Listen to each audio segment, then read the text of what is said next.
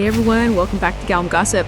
Let's unpack this. Imagine a multi-day party in Venice, which is already peak romance, and then add, wall-to-wall A-listers, incredible designer fashion, and get this Amazon slippers. Yeah, the slippers, quite the defense. Exactly. That's the kind of fascinating mix we're diving into today. We're talking about the, truly epic wedding of Jeff Bezos and Lauren Sanchez. It all just went down in Venice. So our mission here for this deep dive is to take all these sources we've got, mostly from TMZ, Vogue, lots of little excerpts, and really pull out the key nuggets. We want to understand not just the surface stuff, the glitz, which, there was plenty of that, undeniably, but also those layers underneath, the choices they made, the personal statements, and even how society kind of reacted to it all. And what's really emanating when you look at these sources together is how they paint this picture that's, it's way more than just another celebrity wedding. You get these surprisingly detailed glimpses into extreme luxury,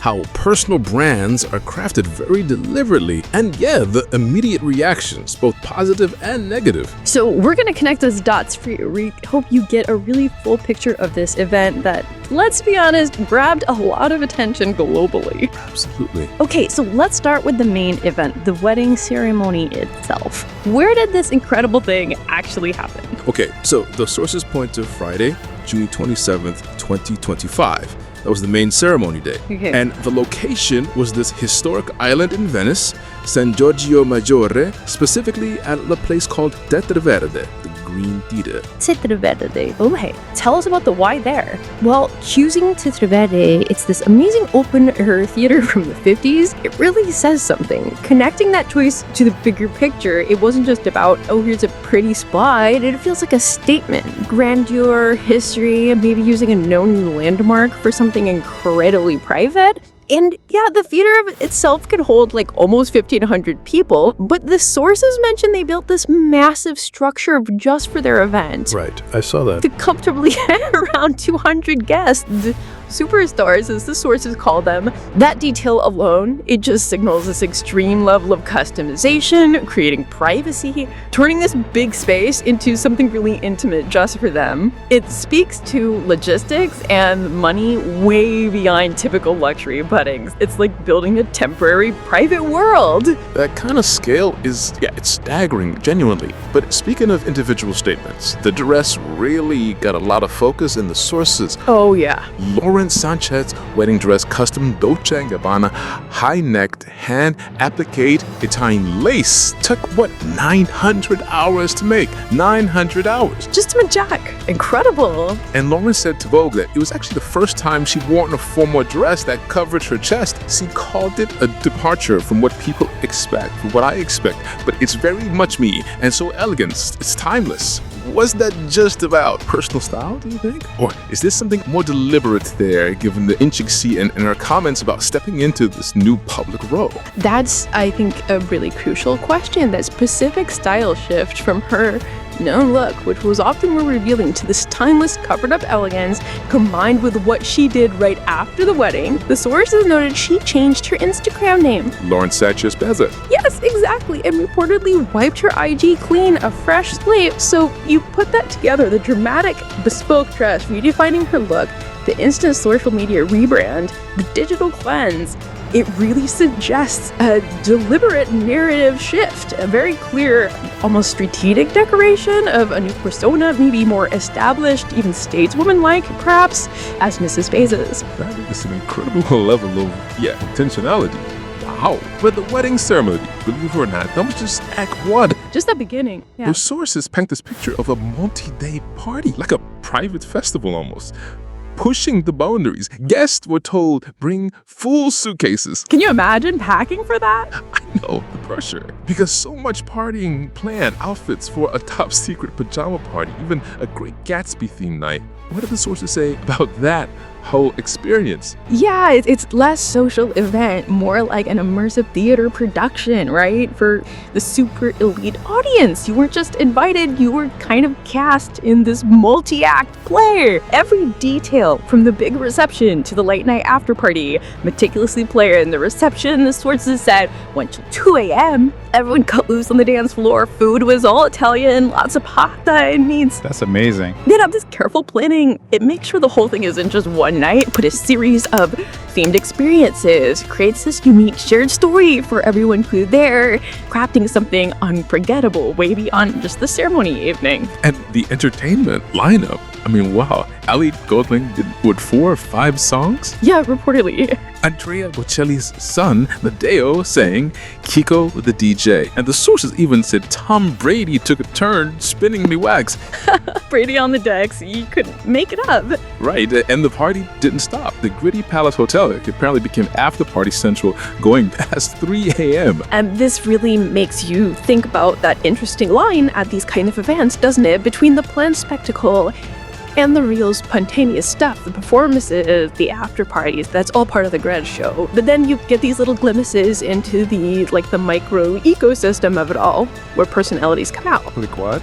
Like Tom Brady, TB12, his brand, reportedly danced with everyone. Sydney Sweeney, Brooks Nader, these A-listers, Orlando Bloom was also making rounds, and the sources on lighted that Nathan Guy honed in on any particular partner. So more social mingling, less focused pairing off, and intriguingly, it mentioned bonds were being formed among the guys, Bloom, Brady, DiCaprio at the Gritty Palace, like different celebrity worlds connecting there. It really does sound like a who's who, Hollywood, sports, fashion converging there in Venice. Absolutely. We're talking ghetto gentleman in that bold blue suit, the mesh herd, Kylie Jenner looking relaxed, sipping wine, turning up the heat as the source put it, in a bralette and skirt. Kris Jenner with their black feather jacket, with Couric Gamble, Oprah and Gayle King, Leo still with the signature hat with Vittoria Chiaretti, even Domenico Dolce himself. It's a truly remarkable gathering of influence and fame across different fields,